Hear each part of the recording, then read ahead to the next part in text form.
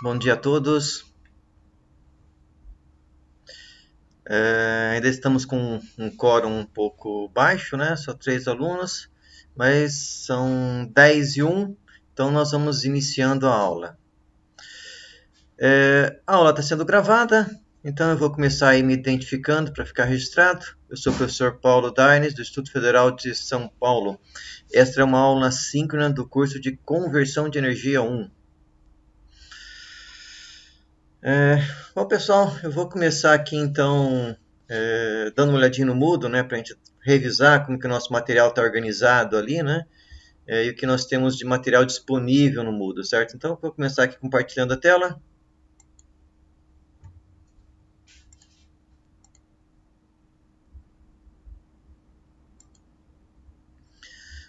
Tudo certo aí com compartilhamento, pessoal?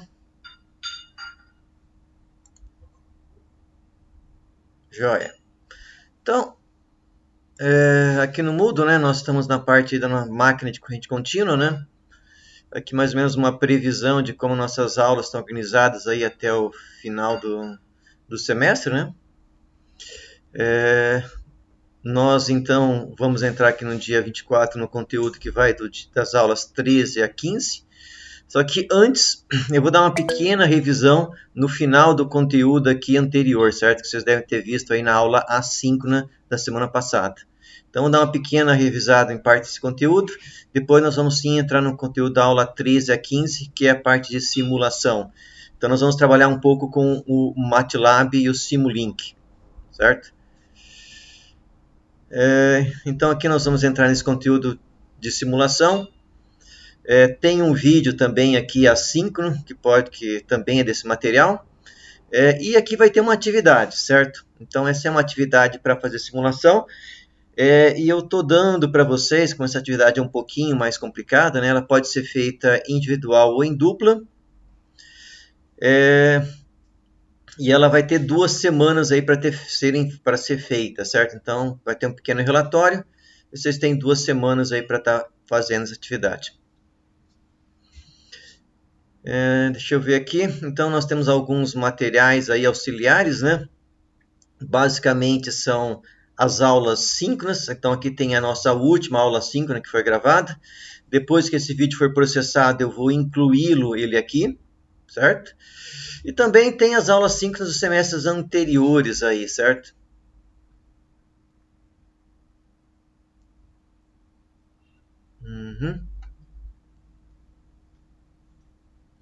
Eu devo incluir aqui também um programa exemplo aí tanto do MATLAB e do Simulink para fazer essa simulação. É claro que talvez tenha que fazer alguns ajustes aí, certo? Mas eu vou também passar um exemplo que está ajudando vocês aí nessa atividade de simulação. Tranquilo até aqui, pessoal? Máquina CC é o último tópico. Sim, Victor, é o último tópico. Nós vimos ela como motor, vamos ver a parte de simulação e depois nós vamos ver alguma coisinha ainda sobre como essa máquina pode operar como gerador. Bom, então vamos avançando. Então essa primeira parte que nós vamos ver é uma revisão de parte do conteúdo assíncrono, certo? E também vai ser útil para a gente na sequência trabalhar como na máquina e como na parte de simulação dessa máquina, certo? Bom, então vamos dar uma olhadinha no circuito equivalente da nossa máquina, né? Então nós temos 2 circuitos elétricos, um para o campo, que está no estator, é a parte fixa da máquina, e um segundo que se a gente chama de armadura, que na verdade está no rotor da máquina, certo? Então, para a nossa máquina funcionar, a primeira coisa que nós precisamos é energizar o circuito de campo. Então, é importante estabelecer uma corrente aqui nesse circuito de campo para gerar o campo que vai energizar ou que vai excitar a armadura. Então, se eu tenho uma corrente aqui no circuito de campo, se essa máquina está girando, vai surgir aqui uma tensão, certo? Uma tensão induzida nessa máquina. Então, se eu tenho também aqui a alimentação dos seus terminais,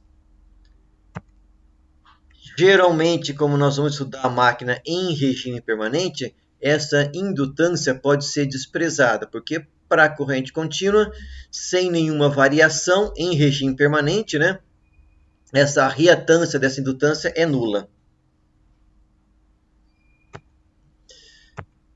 Bom, como eu identifico se a máquina está trabalhando como motor ou gerador, certo? Então, se essa tensão, a tensão do terminal é maior do que a tensão induzida, ou se a corrente está entrando pelo terminal da máquina, a máquina está trabalhando como motor.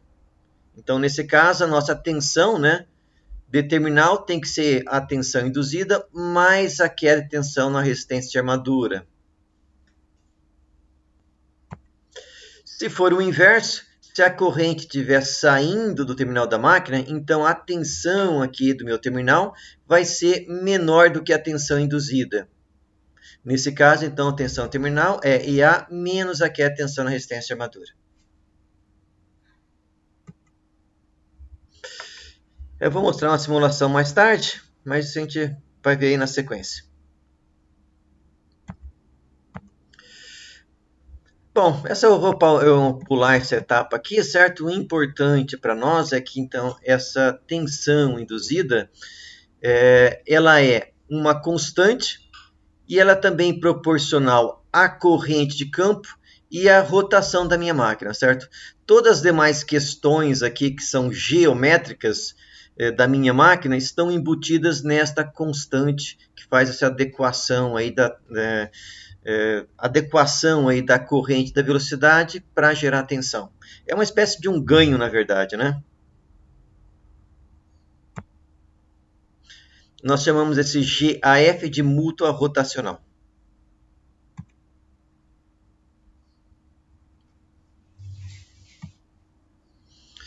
Bom, então se a minha máquina está operando como motor, VA é IA mais RA/IA. Se a máquina está operando como gerador, VA é igual a IA menos RA/IA, certo? Bom, uma coisa interessante aí, né, para a gente analisar essa máquina é ver a potência elétrica na entrada da máquina. Então, potência elétrica de uma máquina de corrente contínua é tensão vezes corrente. Como nós conhecemos aí a equação da tensão, basta eu substituir a equação da tensão, eu fico que GAF e F ômega M vezes IA, nós vamos chamar isso aqui de potência eletromecânica, enquanto essa segunda parcela, RAI ao quadrado, é a perda elétrica, certo? A potência eletromecânica é a potência que vai ser convertida de energia elétrica para energia mecânica, enquanto essa segunda parcela é perda na resistência, certo? Perda Joule na resistência. Bom, se eu tenho uma potência mecânica, eu consigo calcular o torque associado dividindo essa potência pela rotação. Então, se eu pegar aqui a potência eletromecânica e dividir pela rotação, nós temos o torque eletromecânico da máquina, GAF e FA. Notem que é uma fórmula bem simples, né? Se eu manter o IF constante, o meu torque eletromecânico vai ser proporcional à corrente de armadura. Certo? Então, do ponto de vista aí elétrico, essas são as principais equações da minha máquina, certo? A equação da tensão de armadura, a equação que me relaciona tensão induzida na máquina com a corrente e a rotação, e por último a equação do torque eletromecânico. Bom, do ponto de vista mecânico, né, a equação que rege esse movimento de rotação é uma equação análoga, é uma das leis de Newton, na verdade, certo? Aplicadas ao movimento de rotação. Então, aqui eu tenho que o coeficiente de inércia vezes a aceleração angular tem que ser igual ao somatório do torque. No caso da máquina operando como motor, quem fornece torque para girar o eixo é o torque eletromecânico da minha máquina. Então, nesse caso aqui, velocidade e torque eletromecânico têm o mesmo sentido. Eu posso então colocar uma carga no eixo, por exemplo, que poderia estar conectado num elevador, numa esteira, ou poderia ser a tração de um carro, certo? Então, qualquer carga que eu tenha aqui no eixo vai se opor ao movimento da máquina. Para a máquina operando como gerador, a diferença é que quem vai fornecer energia para girar o eixo vai ser uma fonte mecânica externa. Pode ser uma turbina de uma hidrelétrica ou uma turbina a vapor de uma termoelétrica, ou um motor a combustão que está fornecendo energia para esse eixo, mas o torque responsável por fornecer energia para girar o eixo da máquina, no caso da máquina operando como gerador, tem que ser uma fonte mecânica externa. Então, nesse caso, velocidade e esse torque mecânico externo têm o mesmo sentido. E para a máquina operando como gerador, o seu torque eletromagnético vai ser uma carga para o eixo. Certo? Ele vai se opor ao movimento do eixo.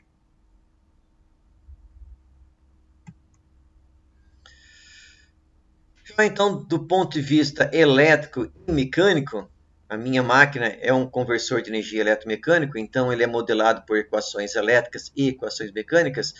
Com esse conjunto de equações, nós conseguimos então modelar a nossa máquina. Bom, mas essa máquina ela pode ter o seu circuito de excitação, o circuito de campo, de diversas formas, certo? Então, o primeiro que nós já vimos é eu ter duas fontes de alimentação distintas, uma para o circuito de campo e outra para a armadura. Nesse caso, nós chamamos de excitação separada ou independente. O próximo modo nós chamamos de paralelo. Então, nesse caso, eu tenho uma única fonte de alimentação que eu vou conectar tanto no circuito de armadura quanto no circuito de campo. Nesse caso, para poder ainda manter um certo controle nessa corrente aqui de excitação, geralmente nós colocamos um reostato em série. Com esse reostato eu consigo, então, um certo controle, uma certa independência de controle, certo? Se eu variar essa tensão, eu posso ajustar esse reostato para manter essa corrente de campo constante. Nós ainda temos a excitação série. Então, nesse caso, o meu circuito de campo ele está em série com a corrente armadura. E, por último, o composto, onde eu tenho o meu circuito de campo, ele é dividido entre um circuito paralelo e um circuito série. Nós vamos ver que esse tipo de excitação tenta compensar problemas que eu tenho no paralelo e problemas que eu tenho no série. Certo? Importante a gente saber, né, que o projeto dessa bobina paralela é diferente do projeto da bobina série, certo? Como essa bobina paralela foi feita para suportar uma tensão maior, então ela vai funcionar com uma corrente menor, então ela precisa de uma bobina com muitas voltas de um fio mais fino. Enquanto essa bobina série foi projetada para suportar uma corrente alta, e ela não pode ter uma queda de tensão muito alta, porque se eu tiver uma queda alta de tensão, eu vou estar aplicando uma tensão menor aqui no meu circuito de armadura, certo? Então, essa bobina série, ela é projetada com poucas voltas de um fio mais grosso, de tal forma que o produto NI final seja parecido, certo? Então, aqui eu tenho corrente mais baixa, então eu preciso de muitas voltas. Aqui eu tenho uma corrente maior, então eu preciso de um fio mais grosso para suportar essa corrente maior e poucas voltas para ter um produto NI similar, certo? E aqui no composto eu vou ter as duas bobinas operando aí simultaneamente.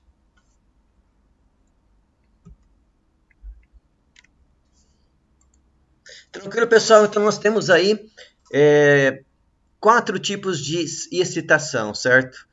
Primeiro modo é o independente, depois eu tenho a vantagem do independente que eu tenho mais controle sobre o circuito de campo e armadura, só que eu preciso de duas fontes de tensão. Aí eu tenho o independente, então esse é o independente. Aí nós temos o paralelo, que eu tenho a vantagem de eu precisar somente de uma única fonte, só que agora eu tenho o circuito de campo e armadura um pouco acoplado, certo? O série, que eu preciso de uma única fonte, e por último o composto aí que eu tenho uma única fonte, mas combino então série paralela.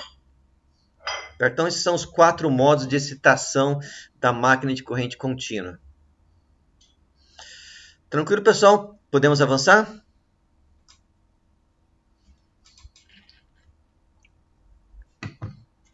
Beleza, então vamos tocando em frente aí.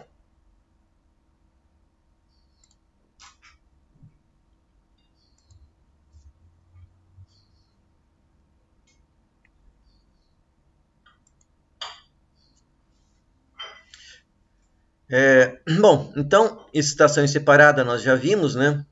Nesse caso, nós temos 2 alimentações dependentes. Minha máquina opera como motor se a tensão de terminal é maior que a tensão induzida e a corrente vai estar entrando no terminal, certo?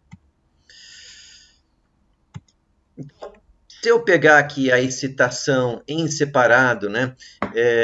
E o meu objetivo na máquina operando como motor é controlar a velocidade, então eu vou isolar a velocidade nessa equação, vou reescrevê-la de forma de isolar a velocidade. Então eu obtenho que a velocidade depende da tensão terminal, inversamente proporcional ao GAFF, e ela também depende da corrente armadura. Se eu quiser obter, então, uma equação mecânica disso aqui, ou seja, relacionar a velocidade com torque, lembre que essa é uma equação em regime permanente, certo? Então, eu vim aqui na equação do torque, isolei a corrente armadura e substituí aqui em IA. Eu obtive, então, uma equação que me relaciona a velocidade da minha máquina em função ao seu torque. Então, tem essas 2 equações, certo?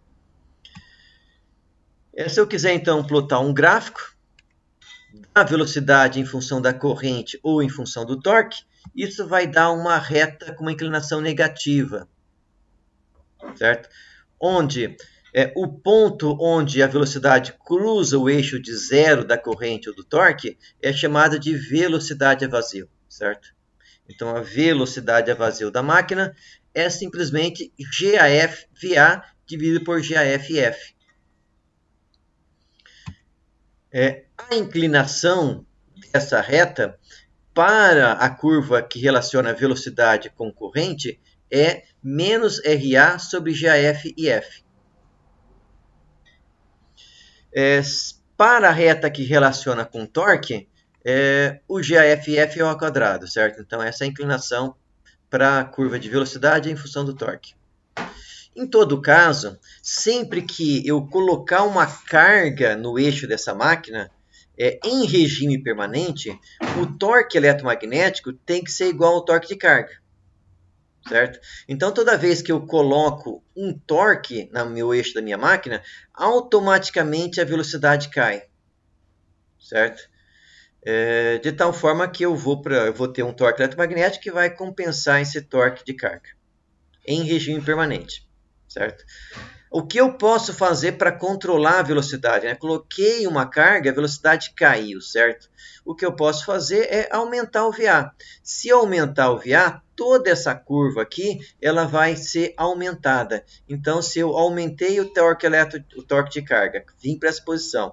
Se eu aumentar o VA, eu venho para uma nova curva que está paralela a essa aqui e mantenho a velocidade constante, certo? Então, controlar a velocidade aí numa máquina de corrente contínua é muito fácil, é controlar a tensão de armadura com excitação separada, né?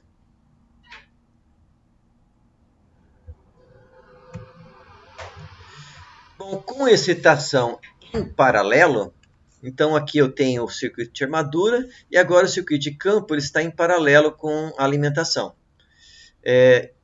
Além, então, da resistência do circuito de campo, geralmente se coloca um rheostato aqui em série, certo? Para poder controlar essa corrente um pouco melhor. Mas, se a minha máquina está operando como motor, o VA continua tem que ser maior que o EA. E a corrente IA continua entrando.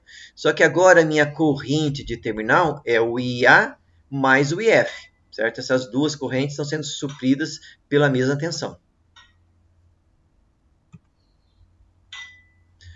Bom, com a excitação em paralelo, agora a minha tensão aqui do circuito de armadura também é a tensão do circuito de campo, certo? Então essa corrente F depende também da tensão do circuito de campo, do circuito de armadura.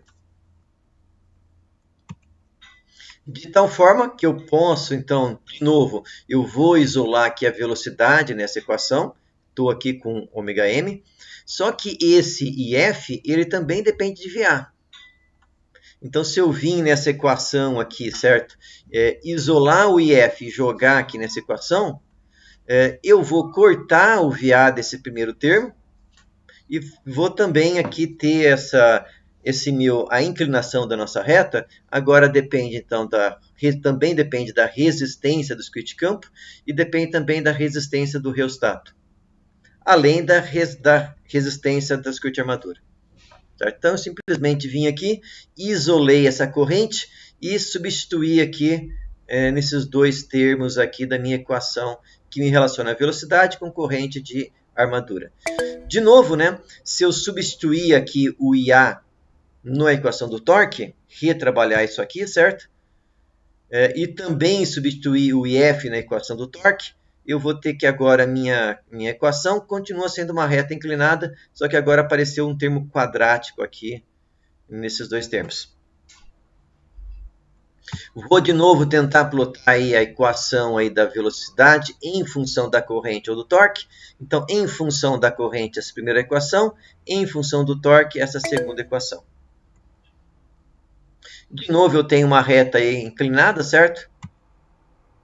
Onde eu tenho aqui a velocidade a vazio. Agora, então, a minha velocidade a vazio depende da resistência do circuito de campo mais da resistência do reostato, dividido por GAF. Ou seja, essa velocidade a vazio praticamente não depende mais da alimentação.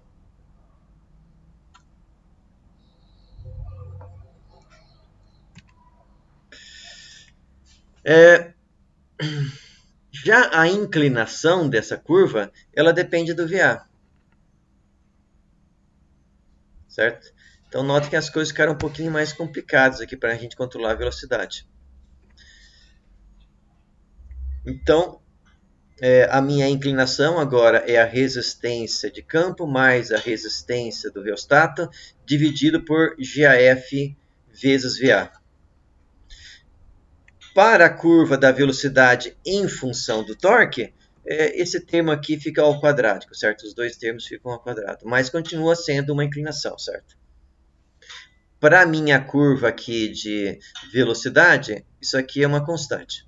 Se eu manter o VA constante, né? Se eu variar o VA, essa inclinação também vai variar, certo?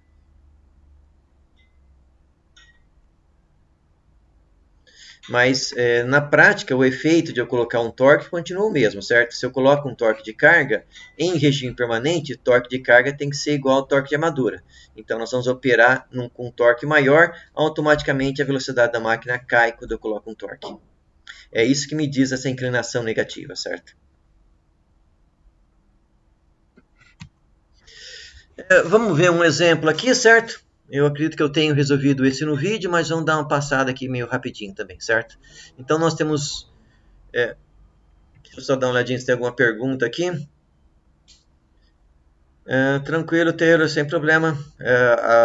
O vídeo sendo gravado, certo? A aula está gravada, então depois você dá uma recapitulada ali na parte inicial, certo?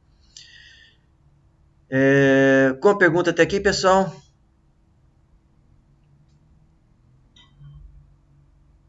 Sem perguntas?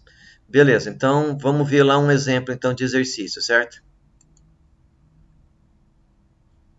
Lembrando que essa é uma revisão, né, do conteúdo que vocês viram na última aula assíncrona, né? Então, nós temos um motor de corrente contínua com excitação paralela e tem os segundos dados nominais. Potência nominal é de 50 kV. Então, essa potência nominal é no eixo da máquina, certo? A rotação nominal é 970 RPM. Tensão de armadura nominal 440 volts. a corrente nominal, ou seja, a maior corrente que essa máquina vai puxar, né? 127,5 amperes, resistência de campo e a resistência de armadura.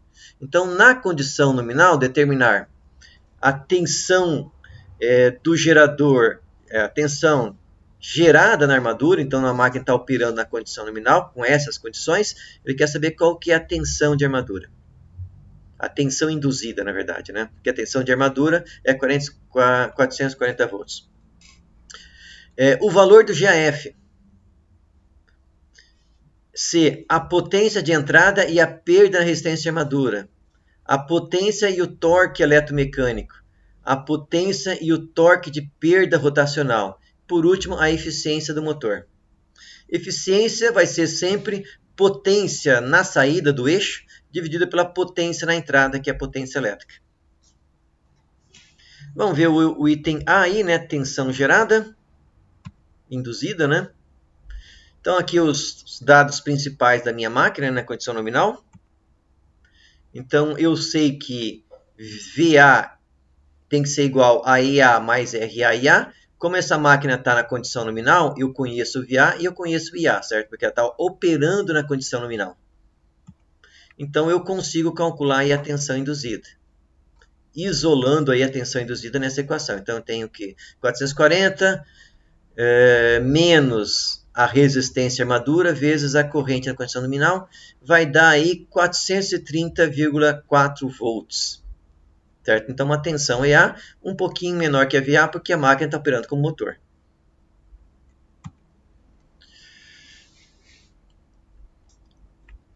Só recapitulando ali o item B, ele está pedindo o valor de GAF. Então, vamos lá. Bom, primeiro eu preciso calcular a corrente de campo, certo? Então eu venho aqui, eu sei que a tensão de armadura é a mesma que a tensão de campo, e isso tem que ser igual a RF e F. Como não foi passado nenhuma resistência de reostato, então eu estou supondo que eu só tenho a resistência de campo mesmo, certo? Então, isolo aqui o IF, eu tenho então que o IF é a tensão de alimentação dividido pela resistência. Então, 440 volts dividido pela sua resistência, 147, vai dar 3 amperes de circuito de campo. Bom, em geral, então, o nosso GAF ele é calculado com a velocidade em radianos por segundo, porque tendo a velocidade em radianos por segundo, eu estou no sistema internacional, e o meu GAF vai ser dado em Newton-metro, certo? Em torque em Newton-metro. Então, esses 970 RPMs, para eu passar para radianos por segundo, primeiro eu preciso dividir por 60, depois eu preciso multiplicar por 2π. Eu vou ter, então, a rotação em radianos por segundo. Bom, agora, então, que eu já tenho, eu conheço o EA, conheço o IF, conheço a rotação, basta eu isolar o GAF, certo? Então, eu vou ficar que o GAF é o EA dividido por IF ômega R. Então, fazendo esses cálculos, eu vou chegar então num GAF que é igual a 1,44 volts por ampere radianos por segundo. O item C é para calcular então, estamos calculando primeiro a potência aqui na entrada, né, a potência terminal, que é o VA vezes IA. Então, eu tenho o VA, eu tenho o IA. Na condição nominal, essa potência na entrada é 56.100 watts.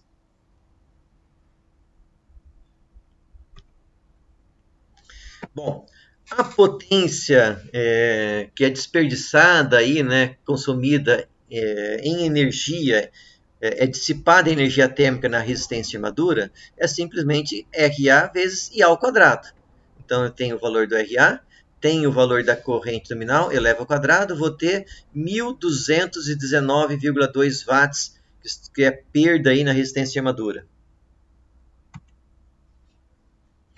Bom, o que é a potência eletromecânica, né? A potência eletromecânica é GAF, IF, ômega R e A.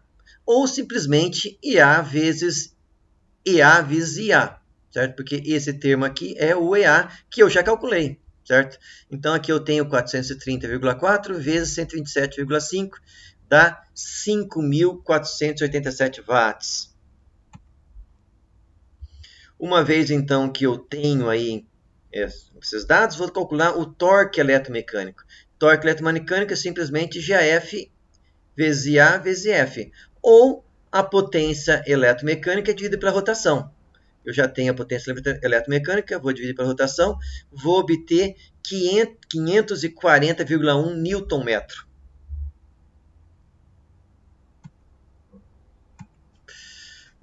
Por último, a potência no eixo, ela vai ser, a potência no eixo é a potência nominal, certo? Estamos calculando a condição nominal, então é a potência nominal. Então, essa potência no eixo, ela é a potência eletromecânica menos as perdas por rotação. Então, essa potência foi especificada no problema, eu calculei a potência eletromecânica, e eu posso então calcular a minha perda rotacional por atrito aí nesse eixo, certo? Isso não é a potência de carga, certo? A potência de carga é a potência nominal. Existe uma carga no eixo que está puxando 50 kV, né? Na verdade, 50 kW. A diferença entre a potência eletromecânica e a potência nominal é a perda que eu tenho aí nos rolamentos ou outras coisas que eu tenho de atrito no eixo, certo? Então, essa potência de perda rotacional é a potência eletromecânica menos essa potência nominal, que vai dar aí algo em torno de 4.876 watts. Se eu quiser saber que torque essas perdas estão gerando, né, basta eu pegar a minha potência e dividir pela rotação. Vou chegar em 48 Newton metro, né? Esse Newton tinha que estar em maiúsculo. Eu vou já arrumar isso aqui para eu não esquecer. Newton em maiúsculo, né?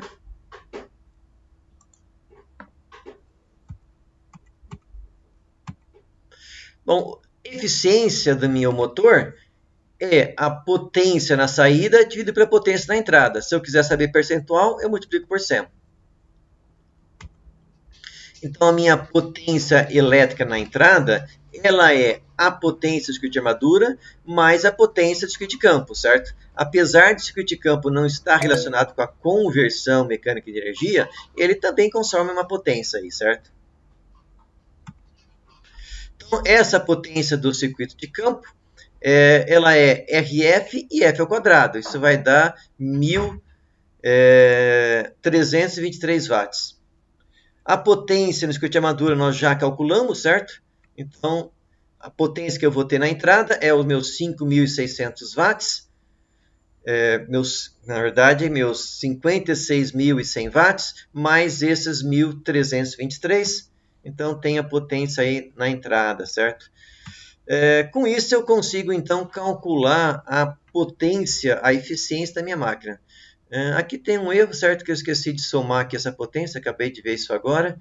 Eu tenho que ver se esse valor percentual está correto, tá? Vou dar uma conferida depois. Eu atualizo o material daí, certo? Então, do jeito que foi calculado aqui, não foi considerado esses 1.300 watts. Pelo menos não que está escrito, certo? Não sei se eu calculei correto. Mas o correto, então, seria eu ter somado esse valor com 56 e feito essa divisão aqui por esse valor total, certo? Aí eu vou ter, então, a eficiência do meu motor. Tem um segundo exercício, pessoal, que vocês têm a solução aí também, certo? Eu não vou estar resolvendo ele agora, porque é uma revisão e eu queria avançar para a parte de simulação. Mas vocês têm assim, o resultado aí, certo? A resolução.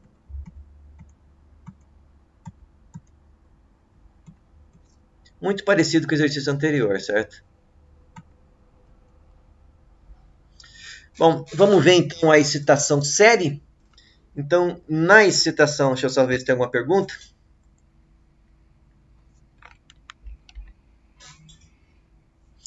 Bom dia, deixa eu ver, Victor.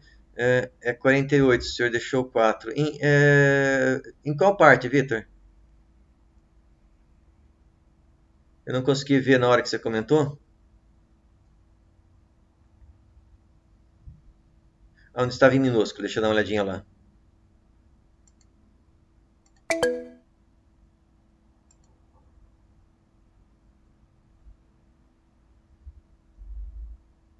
Exercício 1, né? Ah, tá aqui, né? Uhum. Deixa eu voltar aqui.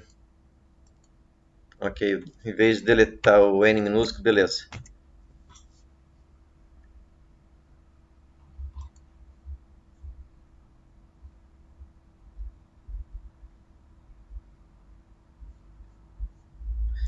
Corrigido então. Agora sim.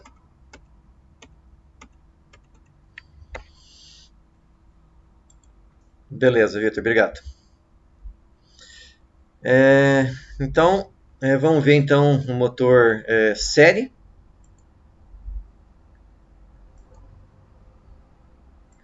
Então, na configuração série, no projeto da minha bobina aqui de campo série, é um projeto diferente da bobina de campo paralelo, certo? Do ponto de vista elétrico, o meu circuito fica então com essa indutância.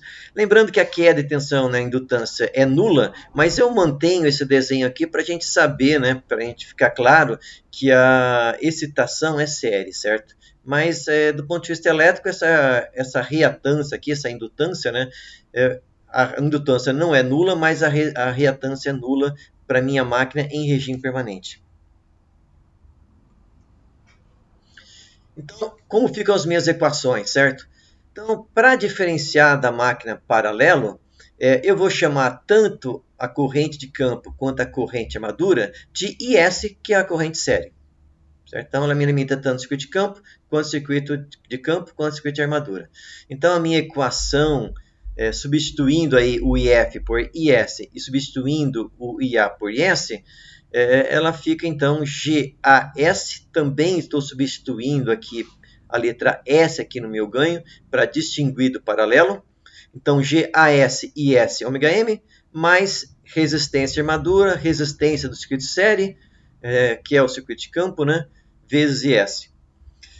O torque eletromagnético ele passou a ser GAF IS ao quadrado, certo? Aqui eu tinha o IF e o IA, então agora eu tenho o IS ao quadrado. Ou seja, independente do sentido da corrente, o meu torque eletromecânico não muda, certo? Se eu não mudar o meu circuito fisicamente. Isolando a velocidade, para obter aqui então uma equação da velocidade em função da corrente S, ou isolando aqui o IS, substituindo aqui pelo torque eletromecânico, então eu posso obter aí a minha velocidade em função do IS ou a velocidade em função do torque eletromecânico. Bom, eu tenho uma curva que é uma curva que tem um formato, me fugiu o nome da curva agora, né? Mas a minha velocidade ela é inversamente proporcional à corrente, também inversamente proporcional ao torque, certo? Então a minha velocidade a vazio teórica nesse caso aqui é infinita, porque se o torque eletromecânico for nulo ou se a corrente série for nula, esse valor vai para infinito. A minha máquina nunca vai operar com o valor, com uma corrente infinita, 0, 0 aqui, certo? Eu sempre vou ter uma pequena corrente, então essa velocidade pode ser muito alta, a não ser que eu abaixe bastante a tensão de alimentação, certo? Para a máquina operando a vazio. Coloquei uma carga, essa corrente cai de forma muito pronunciada, certo? Só que em compensação, o torque aí aumenta quadraticamente.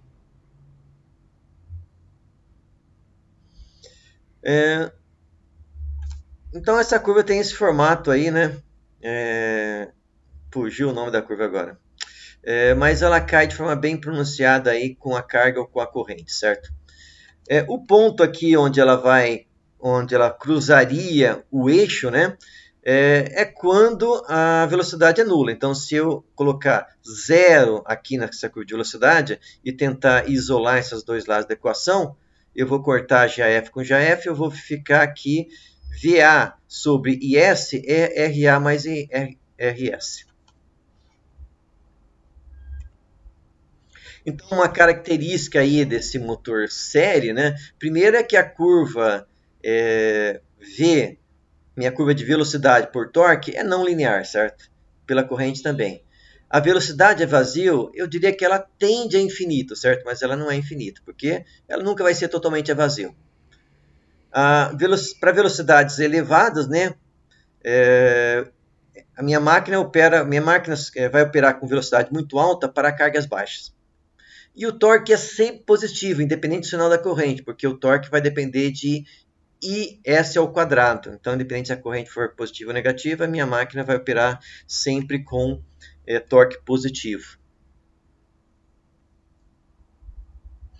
Tem mais um exercício, certo? Que o objetivo aqui é calcular a mútua rotacional, né? O GAS. Mas eu também não vou resolver esse exercício agora, certo? Vocês têm a resolução aí, porque eu estou querendo avançar para a matéria de hoje, realmente, né? Mas para calcular aqui o GAS, basta eu pegar na equação aqui IA, que é GAS, IS, ômega R, a máquina estava vazio, né?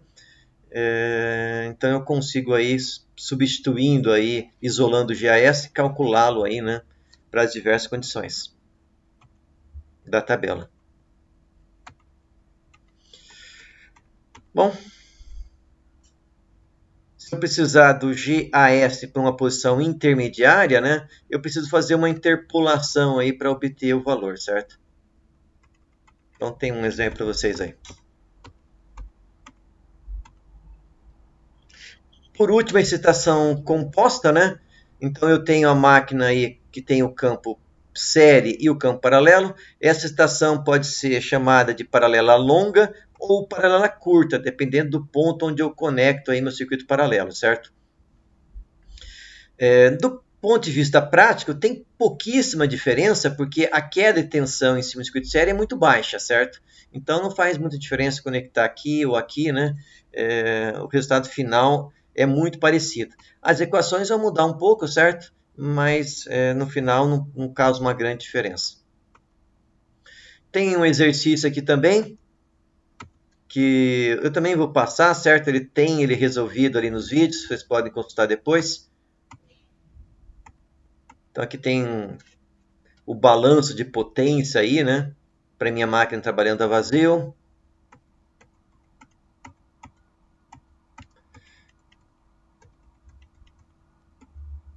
Eu vou passar direto aí nesse exercício, certo? Depois vocês conferem aí, né? E tem também no vídeo que vocês podem assistir.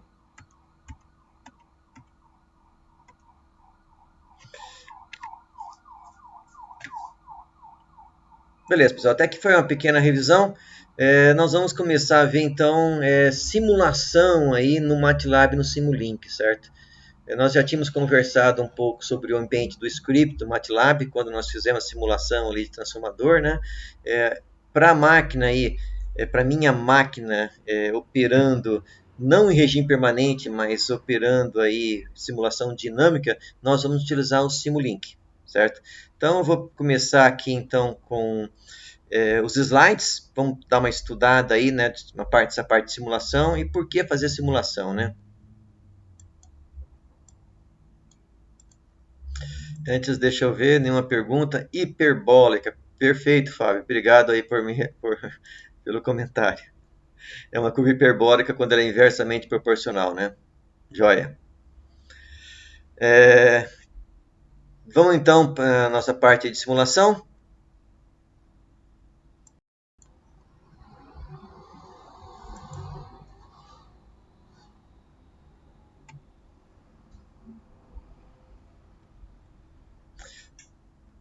Nós vamos ver então a introdução, vamos ver aí como modelar sistemas, certo? Vamos ver depois na sequência como modelar a máquina de corrente contínua. Essa aqui veio do copy-call aí de uma outra apresentação, certo? Nós não vamos ver isso aqui, então já vou tirar.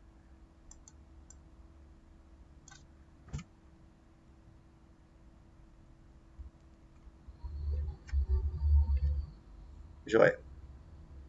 Salvar e vamos lá.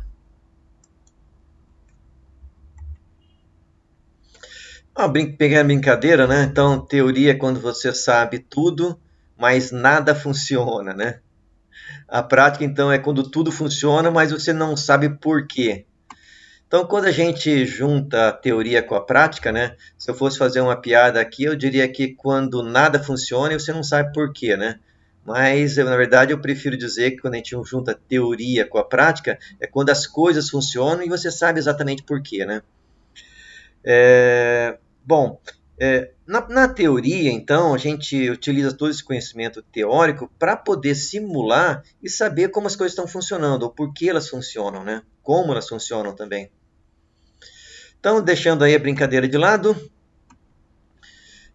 por que a gente desenvolve um modelo, né? E por que a gente simula, né?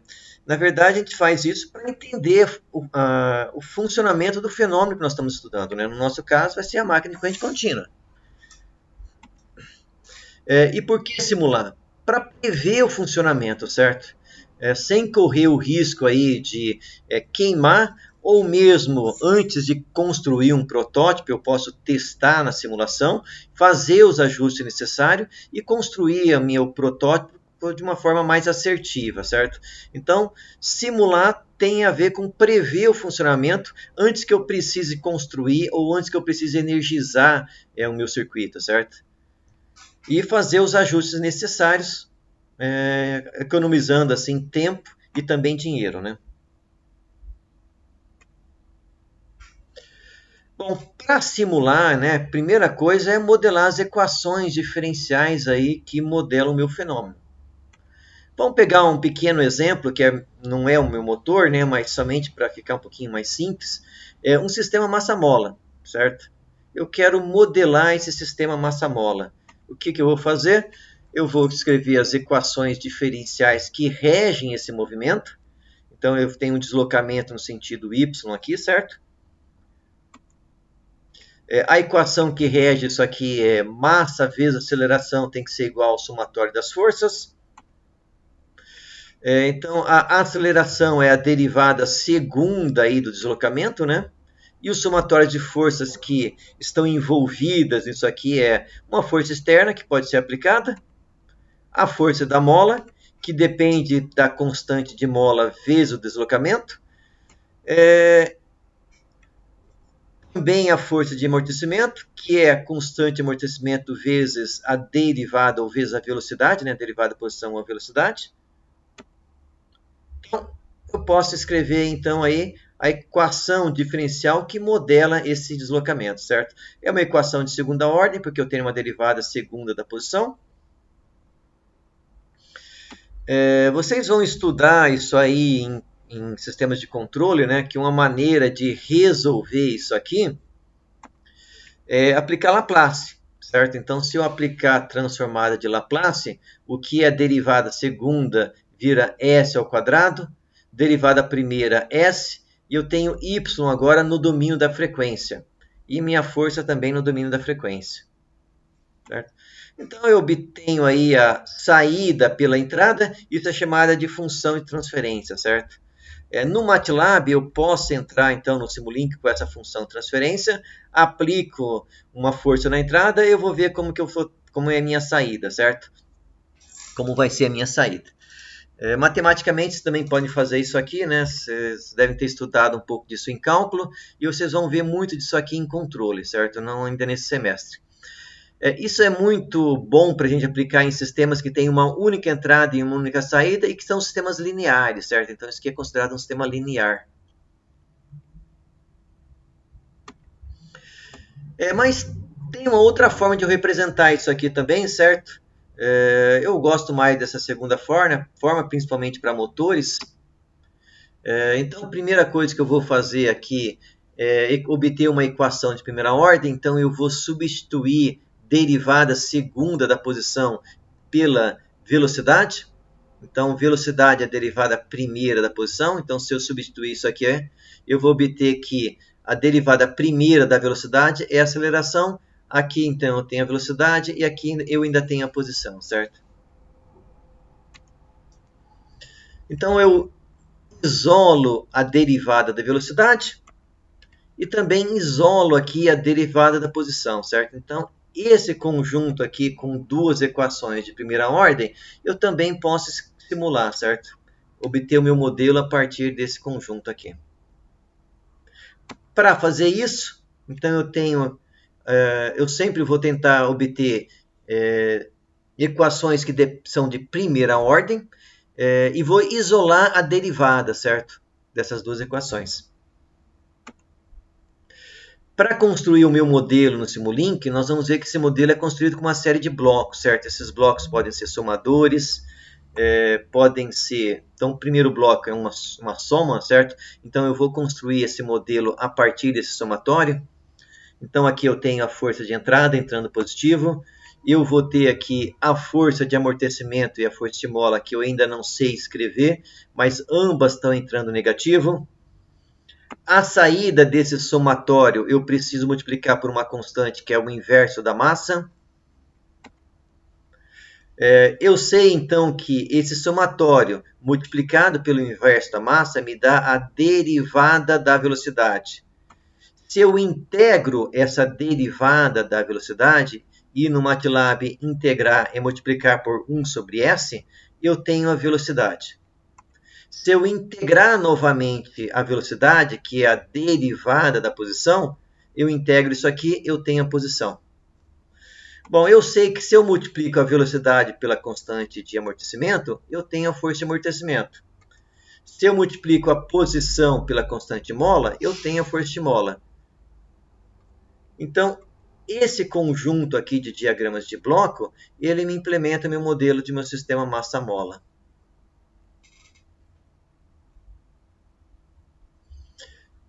Eu vou depois colocar ali no Moodle, certo? Esse modelinho aqui do sistema massa-mola é o arquivo do Simulink, certo? Bom, a nossa máquina de corrente contínua, ela é um pouco mais complicada, certo? Nós vimos aí que para que ela funcione, eu preciso energizar tanto o circuito de campo quanto o circuito de armadura, certo? E é o circuito de armadura que geralmente está envolvido aí no processo aí de conversão de energia. O circuito de campo ele é auxiliar. Ele vai sempre dissipar uma certa potência, né, certo? Mas essa potência vai ser pequena em comparação com a potência envolvida no processo de conversão. Então, essa potência que eu estou disponibilizando, tirando as perdas, vai estar disponível no terminal da máquina, certo? Então, essa potência vai me gerar o torque eletromecânico e eu posso, então, suprir um eixo, alguma carga mecânica no eixo, certo? E também tenho o torque aí de amortecimento. Então, na nossa equação mecânica é coeficiente de inércia, a aceleração angular, que é a derivada segunda da posição angular, tem que ser igual a esse somatório dos torques. Quais são esses torques? Lembrando então que a derivada primeira da posição angular é a velocidade angular. A derivada segunda é a aceleração angular. Torque eletromecânico, nós já vimos, né, GAF e FA. Torque de amortecimento é uma constante vezes a velocidade angular. E o torque de eixo é uma carga, é uma entrada externa que não é controlada, certo? Vai depender aí, se isso aqui está, por exemplo, num elevador, né, ou numa escada rolante, você não controla quantas pessoas sobem nessa escada rolante. Você pode especificar que não pode entrar mais que 10 pessoas na escada rolante, ou mais que 8 pessoas no elevador, ou a quantidade máxima de quilo, né? Então vocês podem colocar limites, né? Mas em geral você não controla quantas pessoas estão entrando. Então, isso é uma entrada não controlada aí do nosso sistema. Reescrevendo essa equação, nós temos então que meu coeficiente de inércia vezes a aceleração angular, ou a derivada primeira da velocidade, tem que ser igual ao torque eletromagnético, menos o torque de eixo, menos o torque de amortecimento. Então, aqui nós temos a equação mecânica. Só dar uma olhadinha ali se tem algum comentário. Uma pergunta até aqui, pessoal. Eu vou abrir o Simulink, certo? Depois de eu mostrar as equações, e vamos tentar construir esse modelo, certo? Ou pelo menos construir um modelo mais simples, e eu vou também abrir ali um modelo mais completo, certo? Beleza. Então, não tendo pergunta, eu vou avançando aí, certo? Bom, nós já vimos, né, que nós temos duas equações elétricas, né? Uma para o circuito de campo e uma para o circuito de Madura. Como nós vamos fazer simulação dinâmica, nós não vamos desprezar as indutâncias, certo? As indutâncias vão ser consideradas. Então, eu tenho então a alimentação do circuito de campo, eu tenho a alimentação do circuito de armadura, eu tenho a minha equação da tensão induzida, tenho a corrente do circuito de armadura, certo? Então, a equação que me modela o circuito de campo é a minha tensão de alimentação do circuito de campo é igual à queda de tensão na indutância, que é LF DI dt, mais a queda de tensão na resistência, que é RI. Certo? Então, essa é a equação que modela o circuito de campo. A equação que modela o circuito de armadura, ela é parecida, certo? Só que além, então, da minha tensão de entrada, além da queda na resistência e da queda na indutância, eu ainda tenho a tensão induzida, que é GAF e FωR. Então, com essas duas equações elétricas e mais a equação mecânica, eu consigo, então, modelar a minha máquina, certo? Então, eu vou ter um bloco ali para modelar a equação de campo. Então, na equação de campo, a tensão de entrada a tensão é a entrada e a corrente de campo é a saída. Na equação de armadura, eu tenho como entrada a tensão de armadura, a corrente de campo é importante, e a velocidade também é importante nessa equação, certo? Como saída, eu tenho a corrente de armadura. Na equação mecânica, como entrada, eu tenho tanto a corrente de campo quanto a corrente de armadura como entrada.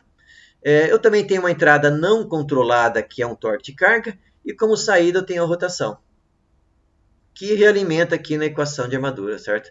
Então, note que isso aqui tenho 3 equações e a maior parte delas está acoplada uma com a outra, certo? A única que não depende aí das demais é a equação de campo, que é assim, desacoplada, certo?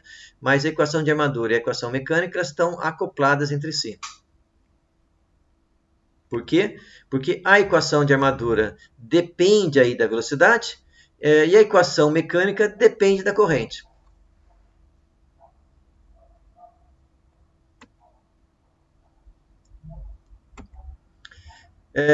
Então, para modelar a minha equação de armadura, certo? Então, eu venho aqui na minha equação e vou isolar a derivada, certo? Então, eu reescrevo aí essa equação isolando a derivada, certo? Então, eu passo os termos que não dependem da derivada para o lado oposto e, por último, eu divido aí por LA, certo? Então, eu tenho aqui que a derivada depende 1 sobre LA, VA menos RA e A menos a tensão induzida. E a tensão induzida também tem a sua fórmula.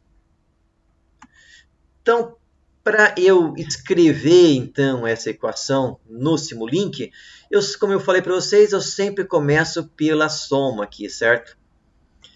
Então, aqui na entrada eu tenho o VA, subtraindo aqui eu tenho o RA e A, subtraindo eu também tenho o EA.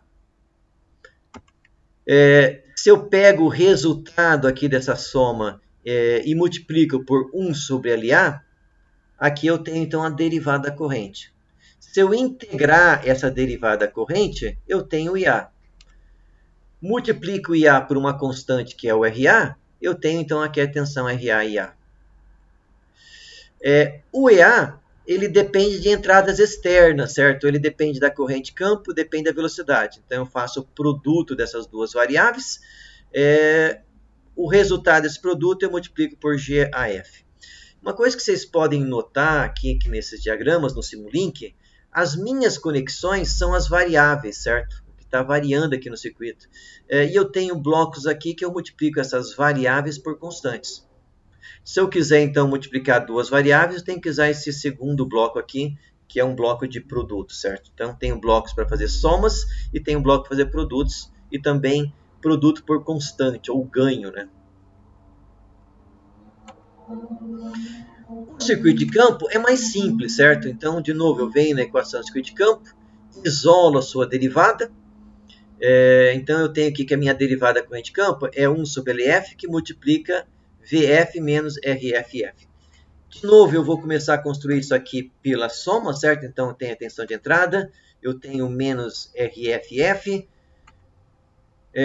O resultado dessa soma aqui, se eu multiplicar por 1 sobre LF, é a derivada corrente. Eu integro essa derivada corrente, eu vou ter o IF.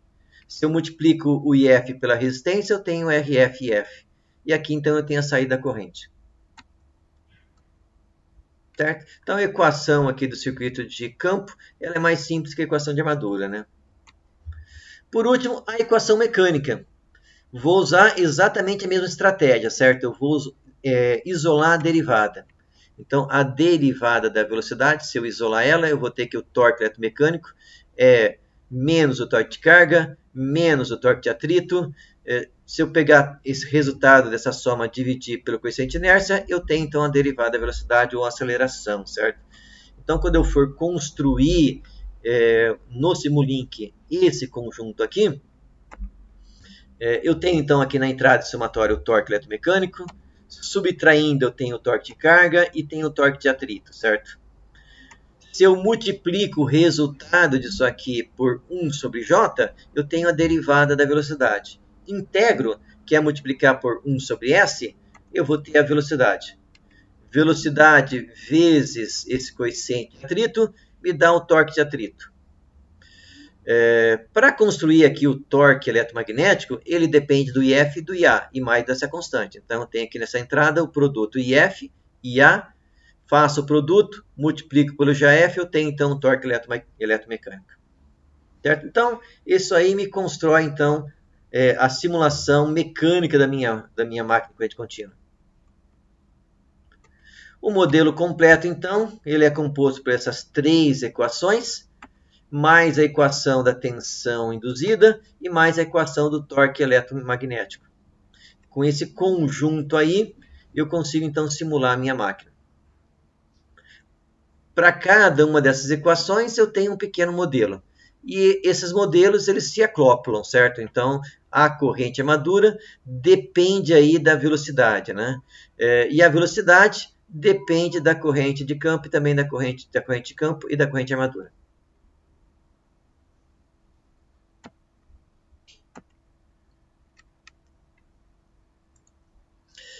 Bom, pessoal, passando então essa parte teórica, vamos dar uma olhadinha no MATLAB. A gente já viu a aula anterior, certo? Vamos ver então agora o Simulink, né? Bom, o Simulink ele é um ambiente visual, de programação visual, onde nós construímos ali essas equações com blocos, certo? Então, eu vou abrir o MATLAB. Se vocês vierem no MATLAB aqui, né, e apertarem esse botão, Simulink, ele vai abrir uma segunda janela, certo? Vamos ver se no meu sistema não vai travar.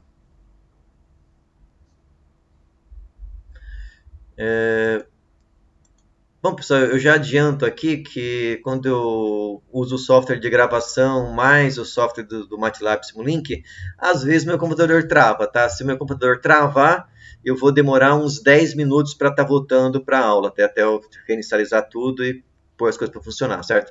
Então, se travar, eu vou demorar uns 10 minutos para retornar. Vamos torcer para que não trave.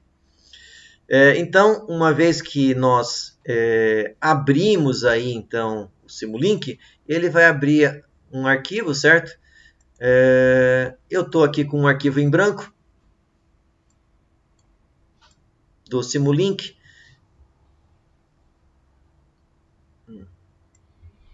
Um pouquinho devagar. Então, para construir um diagrama de blocos aqui no Simulink, que é essa linguagem visual, Nós temos aí o que a gente chama de toolbox, certo? Então, o Simulink ele tem vários tipos de toolbox diferentes. Eu vou trabalhar aqui com o básico dele somente.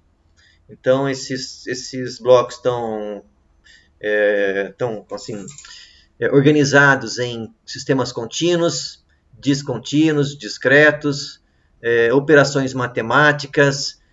Os principais para nós aqui vão ser sistemas contínuos, onde nós temos, por exemplo, o integrador, que é 1 sobre S. Então, simplesmente clico no bloco e arrasto aqui para o meu diagrama, solto. Daqui a pouco vai aparecer o integrador ali, certo? O MATLAB é um software um pouco pesado, o Simulink é mais pesado ainda, né?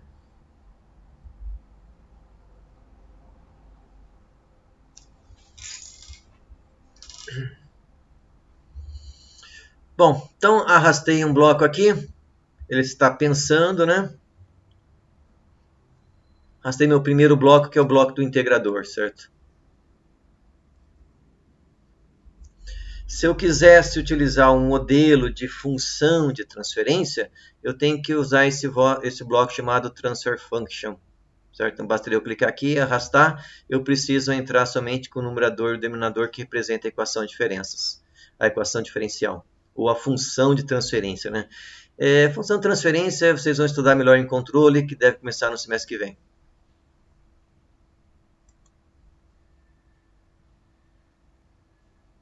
Bom, vamos ver outros blocos. Operadores matemáticos.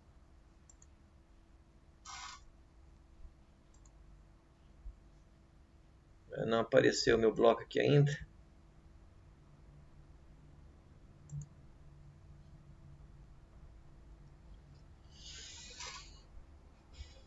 Um pouco de paciência.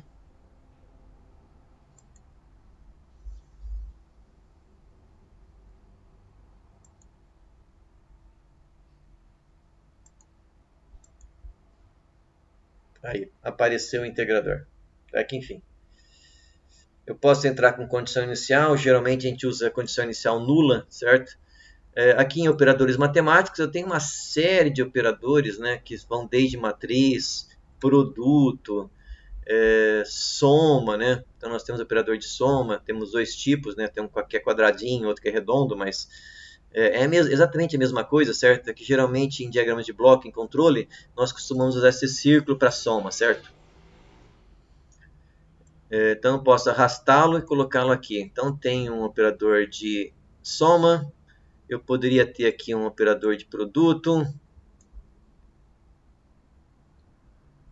Então eu vou arrastando os blocos que eu preciso, certo? Multiplicação por constante, deixa eu ver se eu tenho aqui, exatamente, ganho. Então vem aqui, arrasto. Ok? Se eu precisar girar isso aqui, eu dou Ctrl R. Ele gira, certo? Vai rotacionando, né? Então, aqui nesse ganho, eu posso colocar números, certo? Ou posso colocar variáveis. Se eu colocar aqui, por exemplo, RA e depois definir o que é RA no MATLAB, ele vai funcionar, certo? Então, vou colocar aqui, por exemplo, RA, somente por curiosidade. Só que eu tenho que vir no MATLAB e definir o que é RA, senão ele não vai funcionar. RA igual a 2, por exemplo. Lembrando sempre que o MATLAB distingue maiúsculo de minúsculo, né? Então tem que tomar cuidado. RA, beleza. Para conectar esses blocos, basta eu vir aqui numa saída, puxar e colocar numa entrada. Certo? Então aqui eu tenho uma saída, eu puxo até uma entrada. Se não fizer o percurso que eu quero, eu posso sempre ajustar aqui, certo? Eu clico na linha, eu consigo ir mexendo.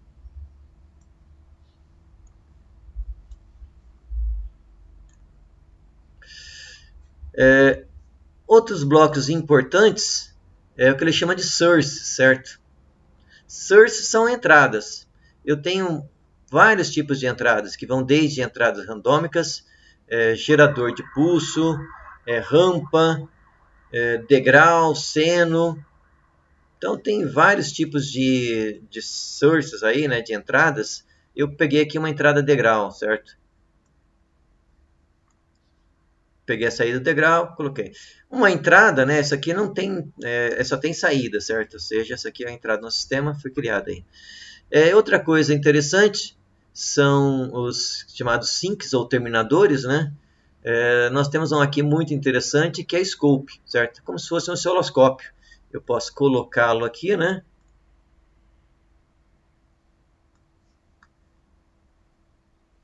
E eu posso ver o valor de uma variável, por exemplo, certo?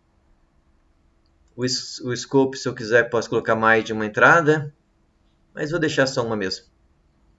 Bom, uma vez que eu construí esse modelo, eu posso executá-lo. Fiz uma coisa qualquer aí, né?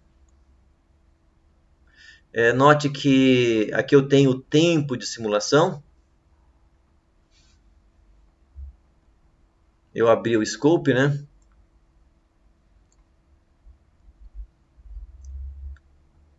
Ele deve estar pensando, apesar do modelo ser simples.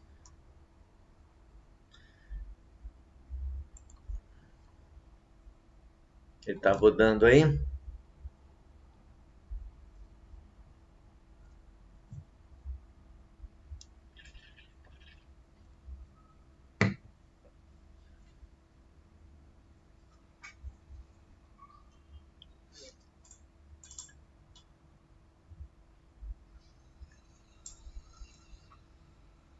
O sistema está pensando ainda.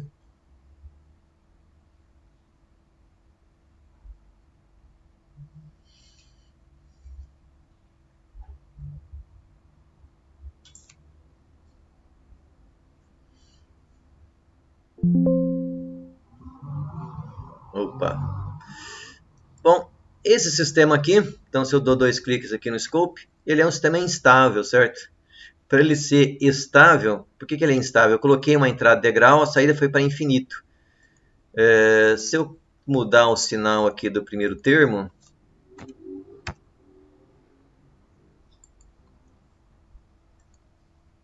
eu vou tornar esse sistema estável. Então, vou rodar de novo. Opa. Então, coloquei uma entrada que é um degrau, fiz um sistema aqui que é uma equação de primeira ordem. Note que essa equação é muito parecida com a equação do circuito de campo, certo? Faltou um ganho aqui, né? Mas é só para exemplificar como construir aí esses blocos, certo? Então, eu simplesmente sempre arrasto os blocos. Eu tenho uma infinidade de blocos que não acaba mais, né? O MATLAB ainda tem toolbox aqui para problemas específicos, né? Desde controle, DSP, comunicação, né? Então tem bloco que não acaba mais no MATLAB, certo? A gente não consegue cobrir isso numa aula. Mas eu sempre vou construir esses blocos com blocos mais simples, arrasto o bloco e faço as conexões entre eles, certo? De tal forma que eles representem a equação que eu quero. Posso, inclusive, ver a saída usando scopes, né? Nesse caso aqui eu apliquei o degrau, esse degrau foi aplicado a configuração desse bloco na step time em 1 segundo. Foi aplicado um degrau que meu valor saiu de 0 e foi para 1. Então, se eu colocar um outro scope aqui, eu vou ter que rodar de novo. Então, eu dei um Ctrl C, Ctrl V.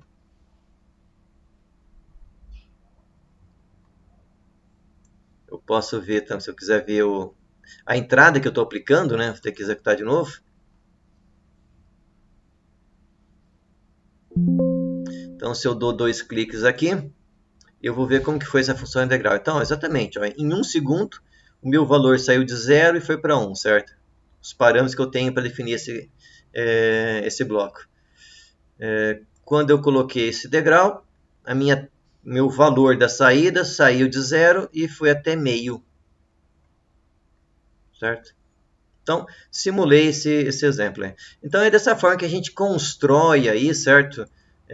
Modelos aí no MATLAB, no Simulink. De forma muito, muito resumida, certo, pessoal? Bem rápida, foi dessa forma.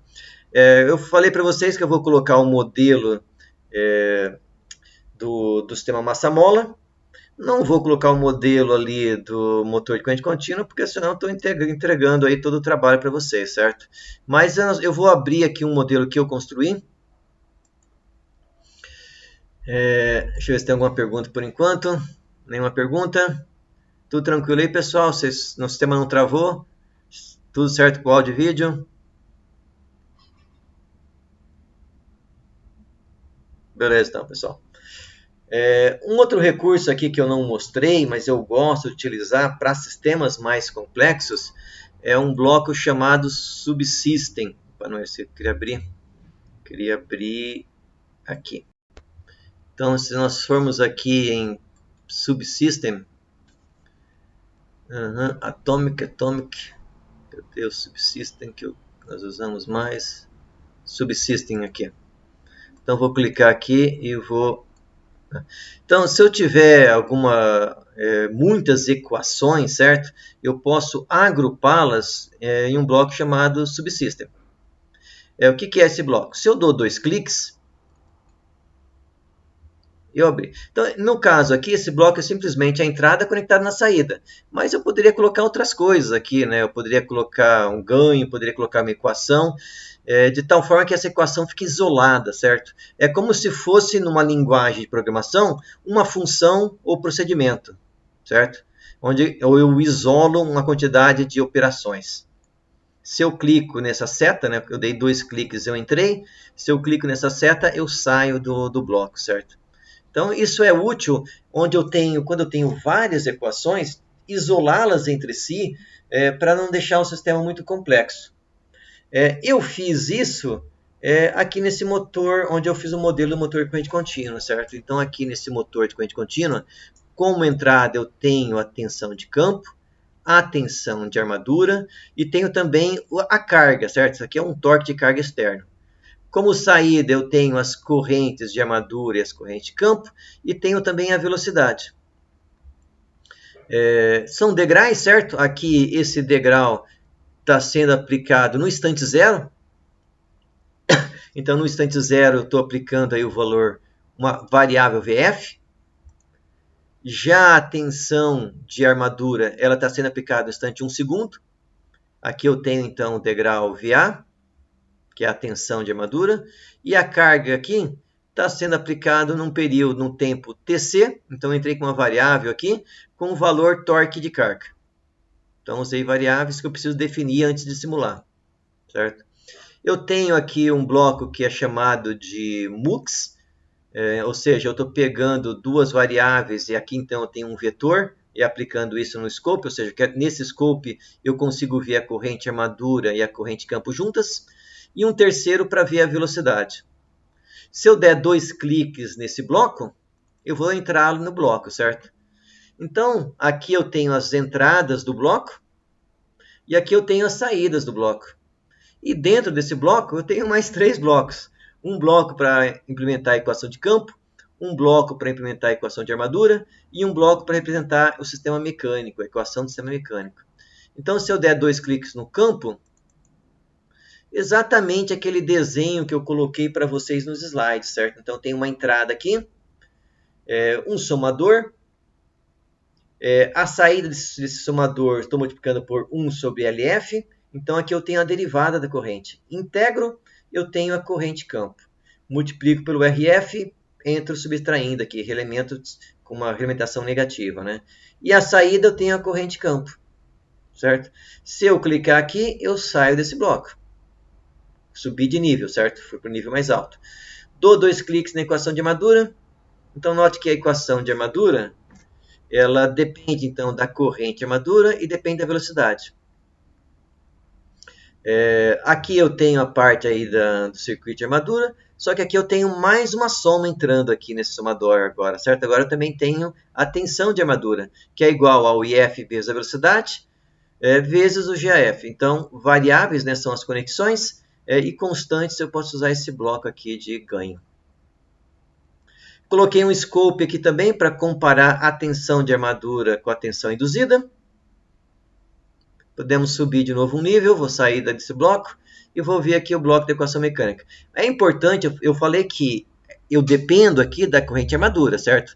Então, na entrada da corrente armadura, da corrente campo, né, eu tenho que colocar na saída aqui da corrente campo do outro circuito.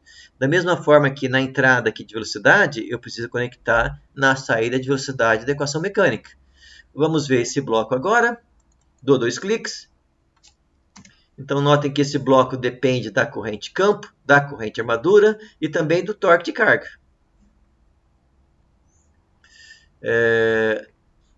De novo, né, se eu começar a construir a partir do somatório, na saída do somatório, se eu multiplico por 1 sobre j, eu tenho a aceleração.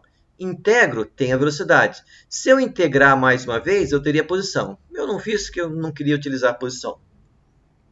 A velocidade vezes uma constante de atrito, né, me dá aqui o torque de atrito. O torque de carga é uma entrada, e o torque eletromecânico é corrente de campo, corrente de armadura, vezes GAF, me dá o torque eletromecânico. Então, essa é a equação mecânica. Também tem um scope aqui comparando os 3 torques. Vou subir um nível de novo. Se eu tentar rodar isso aqui, ele vai dar erro, certo? Por quê? Porque eu ainda não carreguei as variáveis. Eu defini uma série de variáveis, RA, RF, LA, LF. Ó. Então, a primeira coisa que ele não identificou aqui foi o tempo final de simulação. Eu também coloquei uma variável para o tempo final de simulação. Então, tem erro, o Simulink me indica aqui qual é o erro, certo? Eu posso clicar aqui, ele vai me dizer. Bom, o que eu preciso fazer então para rodar esse programa? Eu tenho aqui um arquivo .m no MATLAB em que eu estou carregando todos esses parâmetros, certo? Então eu vou rodar esse arquivo. A função desse arquivo basicamente é carregar os parâmetros de simulação. Ele está pensando um pouco. Eu estou fazendo um pouquinho mais, eu também vou plotar um gráfico aqui, certo? Mas não era necessário.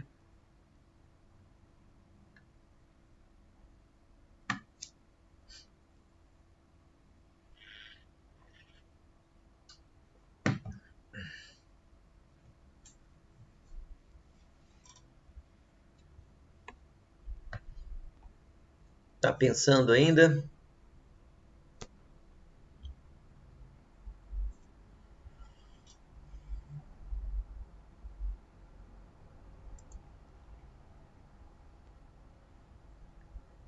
Ah, tá.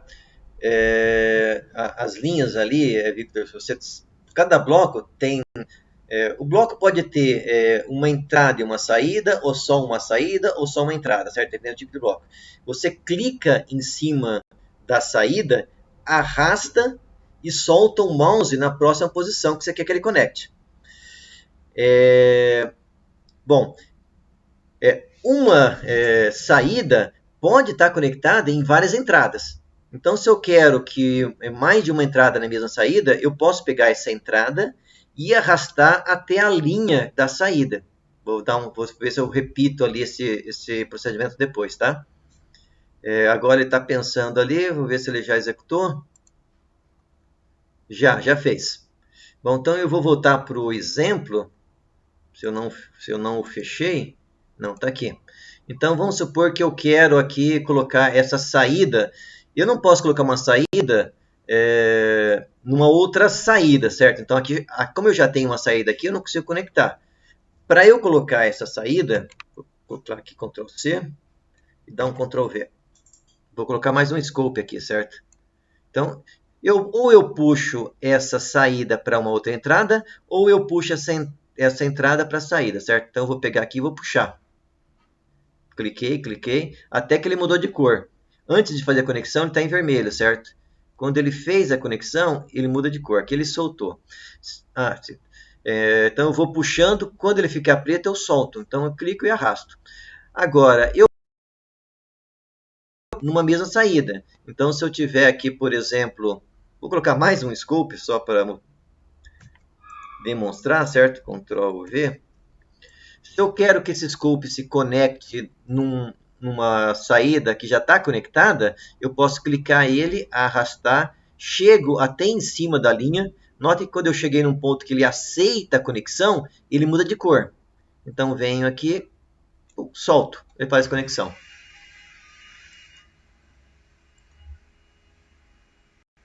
Certo, Vitor?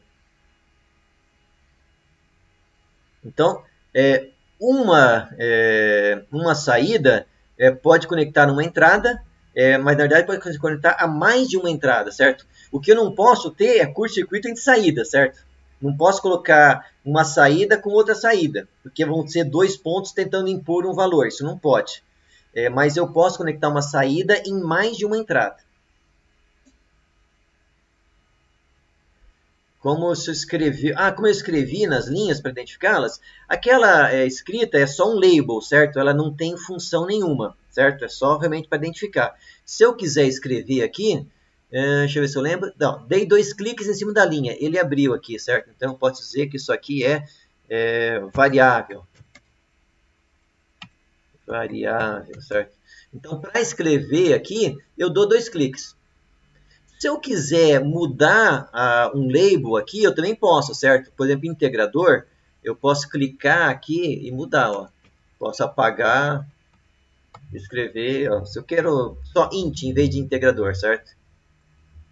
Ou scope, também posso mudar o nome aqui do scope, certo? Scope de V, de uma variável, certo? Então, para eu escrever nessas linhas, eu dou 2 cliques, ele abre aqui para eu escrever. Se eu quiser mudar um label aqui de algum bloco, eu também posso. Note que quando eu for dando copy C no scope, ele foi nomeando com scope 1, scope 2, scope 3. Ele não aceita 2 blocos com o mesmo label, certo? Tranquilo, Vitor? Beleza. Tranquilo, então vamos lá. Agora que eu já rodei o programa que carregou as variáveis aqui, né? Tipo, carregou o valor do RF, do LF, eu posso então rodar esse meu modelo aqui, certo? Vou rodar. Note que eu também defini o tempo TF.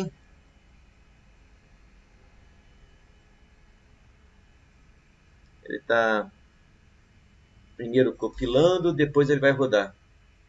Opa, ainda deu erro. Faltou alguma coisa aqui. Parâmetro time. Então faltou um parâmetro aqui, ó. Note que ele acusa. O tempo que vai ser colocado a carga não está definido. Então eu vou vir aqui no meu, cadê? Aqui. Tempo de simulação TF. O tempo da aplicação de carga não está definido. Então eu vou criar aqui um TC. Eu vou colocar em 4 segundos, eu vou colocar a carga. Certo? Porque eu vou rodar 5 segundos, em 4 eu coloco a carga. Vamos ver se não faltou nada agora. De novo ele está pensando.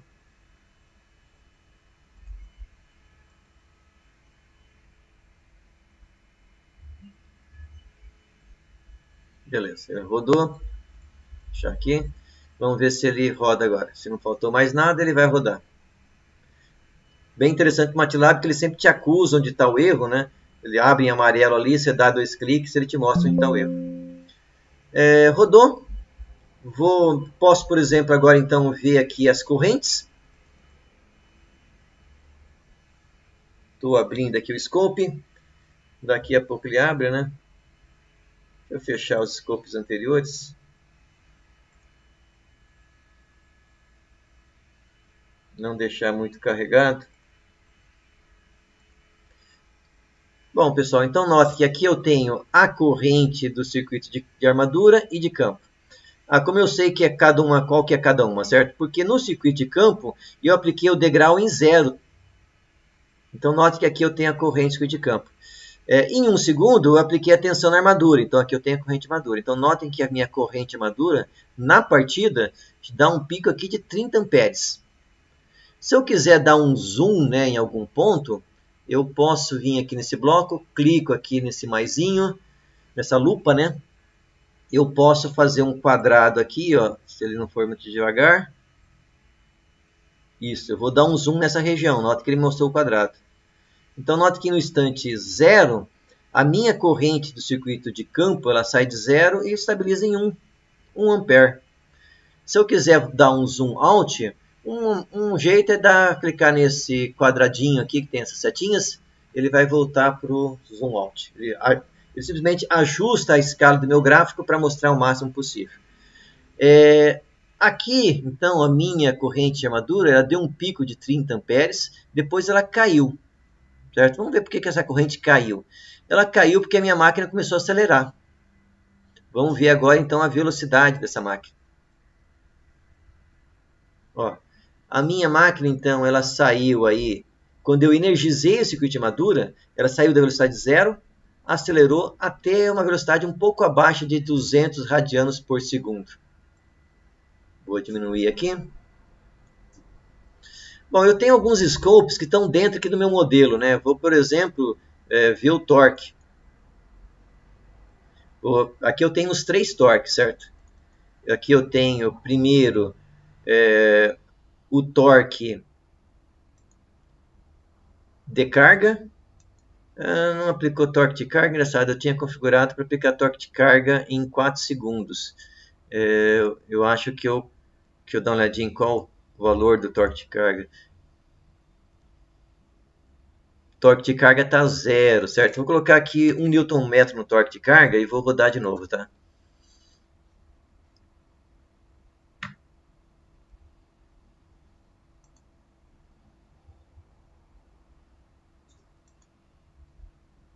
Já foi?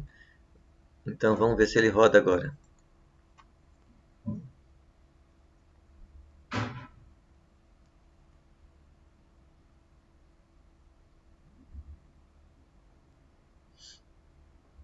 Está rodando.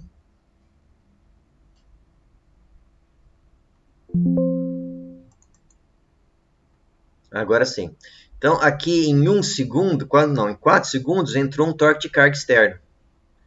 Então aqui eu tenho o torque de atrito, que é proporcional à velocidade. Então você lembra que a velocidade começou a acelerar em 1 segundo e estabilizou depois, certo? Aqui a corrente armadura, ela cai conforme a minha máquina acelera. Se eu aplicar um torque de carga, nós vamos ver que a velocidade caiu aqui e a corrente armadura voltou a aumentar. Então vou voltar para ver o gráfico da velocidade. Ele está aqui a velocidade. Então, de novo, a minha máquina partiu em 1 segundo, acelerou, estabilizou. Em 4 segundos eu apliquei uma carga externa. A velocidade caiu bastante, né?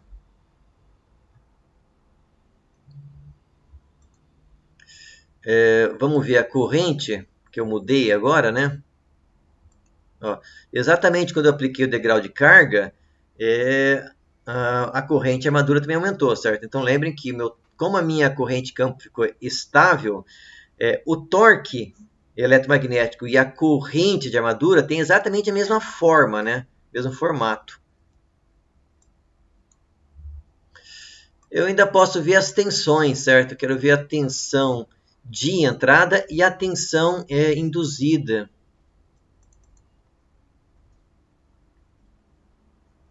Estou abrindo aqui. Ó, então aqui eu tenho a tensão que eu apliquei um degrau, a tensão VA, né, de 20 volts. Aqui eu tenho a tensão induzida. De novo, a tensão induzida, se a minha corrente de campo ficar constante, ela tem exatamente o mesmo shape, né, da velocidade. Então, conforme a minha máquina estava acelerando, a tensão induzida foi aumentando. Quando ela estabilizou aqui em 4 segundos eu apliquei uma carga, a velocidade caiu.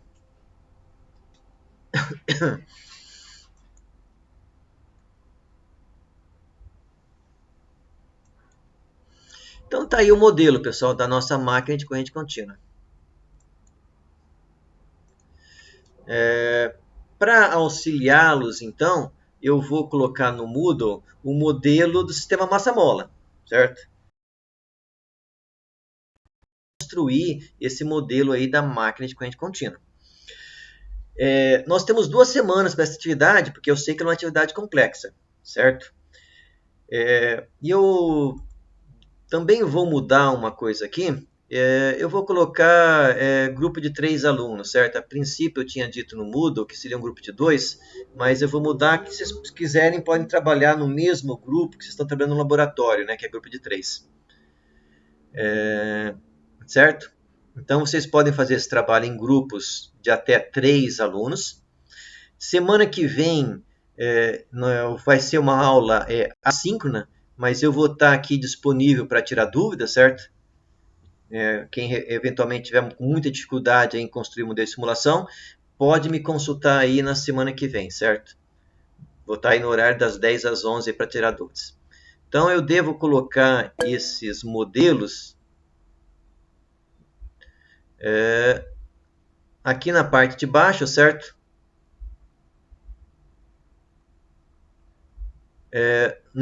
Aqui no conteúdo extra, certo?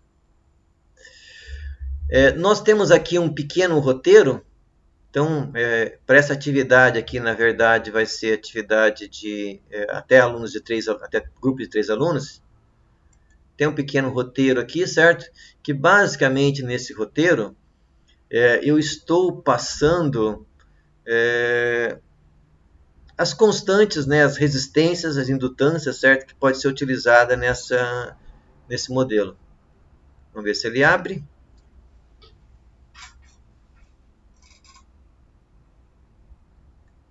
Trabalho de simulação.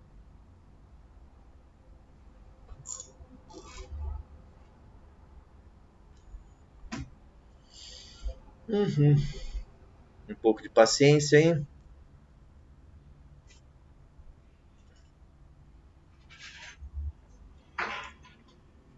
Então, aqui na orientação para a simulação dinâmica da máquina em corrente contínua, tem as tensões que nós vamos utilizar, certo? Então, nesse modelo aqui, a máquina está funcionando em separado, né? Eu tenho uma alimentação para a armadura e uma alimentação para o campo. Tem o valor do RA, LA, RF, LF, o GAF, né? Coeficiente de inércia, coeficiente de atrito, e o que eu estou pedindo aí no relatório, certo? Então, basicamente, eu quero um gráfico para velocidade, para o torque eletromagnético. Eu quero que vocês coloquem no mesmo gráfico a corrente armadura e a corrente campo, e também no mesmo gráfico aqui a tensão induzida, a tensão de armadura. E uma conclusão aí, né? Beleza, pessoal. Então, eu tenho que atualizar o Moodle. Eu vou estar colocando esses dois exemplos, esse exemplo do sistema massa-mola, que é um sistema mais simples, mas precisa terem ali para tentar construir a partir dele. Eu vou estar atualizando ali que eu vou aceitar o trabalho para grupos de até 3 alunos. E a aula de hoje, depois eu também vou estar colocando lá embaixo ali no material extra também, certo? Tranquilo aí, pessoal. Bastante conteúdo na aula de hoje. Eu sei que esse trabalho aí é um desafio, né? Porque vocês não devem ter trabalhado com o Simulink ainda. Mas quanto antes vocês começarem a trabalhar com ele, melhor. E esse trabalho tem um prazo de 2 semanas. E semana que vem eu vou estar online aí para estar tentando tirar dúvidas, certo? Então, semana que vem a aula é assíncrona. Vocês têm um vídeo aqui no Moodle, né? Vou voltar para o Moodle de novo. Então, tem esse vídeo aqui que é basicamente a mesma aula que eu dei hoje, né? Talvez ele esteja um pouquinho melhor aí, um pouquinho mais com calma, né? Esses passos aí para fazer a simulação, certo? Então dá para vocês revisarem aqui. Vocês também vão poder revisar depois que eu colocar o conteúdo, o vídeo da aula de hoje, mais abaixo ali, né? Dúvidas, pessoal? Curiosidades?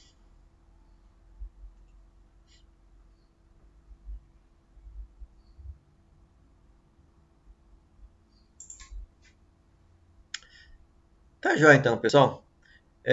Queria agradecer a presença aí dos 4 alunos aí que me acompanharam na aula de hoje.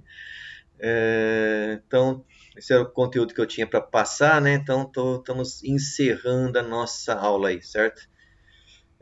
Quem tem laboratório, a gente se vê amanhã.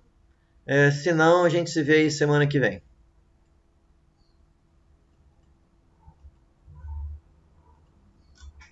Valeu, pessoal. Até mais. Obrigado.